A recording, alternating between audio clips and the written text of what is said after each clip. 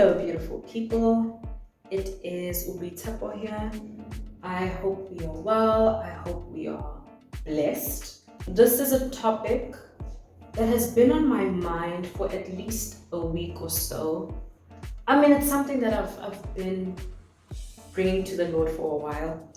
I realized that I've always grown up feeling like I'm not the prettiest. I'm not the smartest. I'm not the best. And keep in mind, I'm not trying to be superficial or anything like that. Of course, no one is ever the prettiest. No one is ever the smartest. Like, that's not really how life works, right? I saw it not only translate into my friendships, but then as I got older, it began to translate into my relationships with men, right? So I always used to be the type of girl, and I thank the Lord for delivering me from this, but I always used to be the type of girl who chose men that were really not that into me, which is so strange. I always seemed to choose men that made it very clear that they weren't interested in me. So it's like I told myself that I need to prove myself to him. I need to convince him that I'm pretty enough, I'm smart enough, I'm funny enough. I never really knew where this came from, right? Because it's something that I see I've been dealing with since I was a child. It's the weirdest thing, since I was a kid. And so I really didn't know where this came from. And recently, the Lord revealed to me that it stems from a spirit of rejection. So this is basically a spirit, right, that the enemy has been using to always make me feel like I am the lesser, like people will always choose other people over me. And that is why I unconsciously choose people who don't really like me that much, because once I convince them and they actually give me the attention that I desire, it feeds something in me. It makes me feel worthy. It actually makes me feel worthy. And so the downside of all that is, you end up chasing people that don't really like you that much, and they are very blatant, rather, with showing you that they're not really that interested in you. But because you need something to, I guess, be fed inside of you, you chase, and then eventually when you've won this person over, and then they turn on you and they betray you, they cheat on you, or whatever the case may be, it's so devastating because you feel like I've put in so much work to get you, and now you've betrayed me. And I'm saying this concerning friendships as well. So yeah, I realize that this is something that I have been dealing with for a really long time. And it started as a child. And this is all that, the Lord was just ministering to me, that the thing I need to tackle is the issue of this spirit of rejection, right? Once I am able to deal with it at the root, then I will see how easy it is, or how easier it will be to gain my confidence and truly believe that I'm worthy. And something that I see the enemy does with all of us, right? Whenever there's a certain wound that has been unaddressed, he then brings people in our lives to almost perpetuate that cycle. So we continue feeling like, oh, I am unworthy. Oh, people will never be loyal to me. Oh,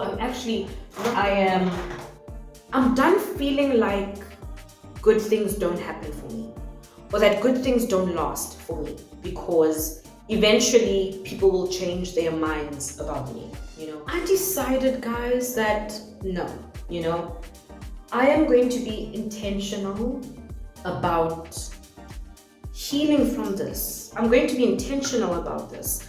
I'm going to start praying about it, because it's just like what the Lord has been saying to us, that a lot of these things we are holding on to, they are just not worth it, The unworthiness, the fear, the insecurity, the fear that people will always leave, will always betray, always cheat because of you. You are just not good enough. You're not enough. I can't live like that anymore.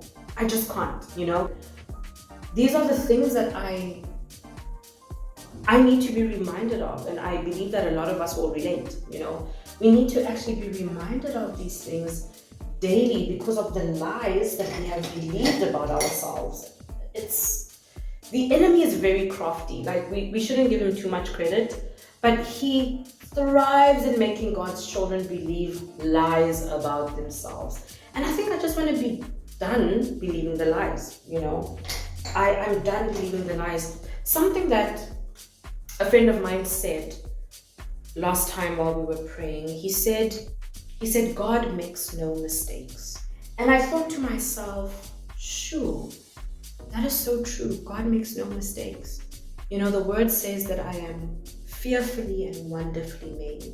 So that means every inch of me and my life, my face, my body, my teeth, my hands, everything about myself is fearfully and wonderfully made.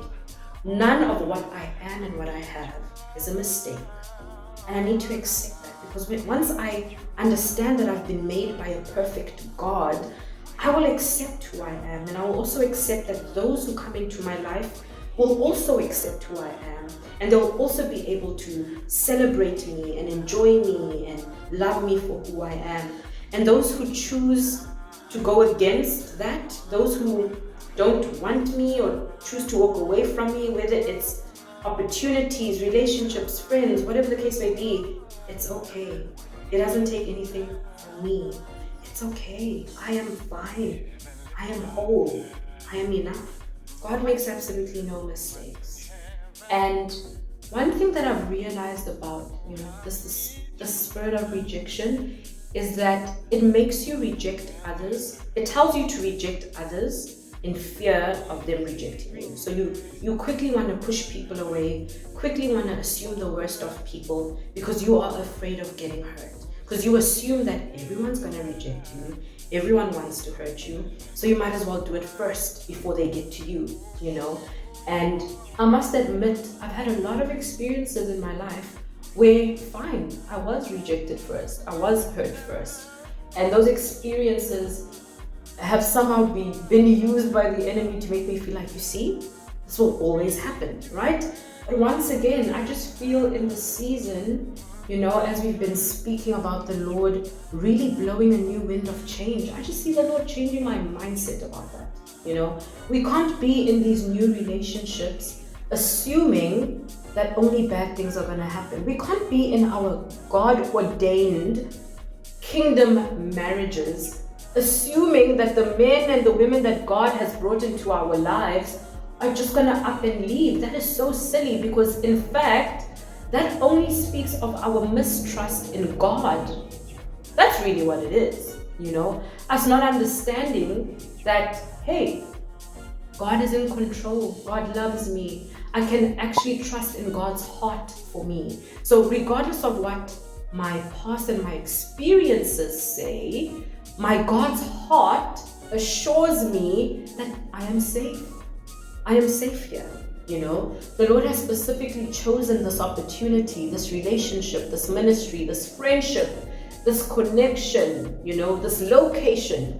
He has specifically chosen it for me. So that means I am safe. Alrighty. I hope that this video blessed you guys, right? I hope that it's actually inspired someone to just accept who they are. Accept that you are different. Accept that you are called to shine simply because you are a child of God. And also accept that there are people that want to come into your life and want to stick around and love on you and choose you because you are worthy. I hope that this blesses you. Bye-bye, guys.